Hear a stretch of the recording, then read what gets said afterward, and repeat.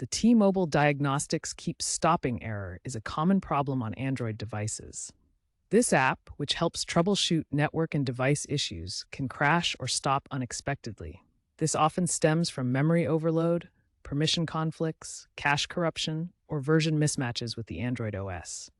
As of October 2025, the most effective solutions are force stopping the app, clearing its data, and updating it to the latest version. This resolves the issue for most users in under 10 minutes.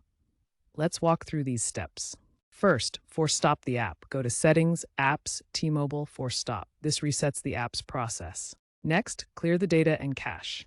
In the same menu, select Storage, then Clear Data and Clear Cache.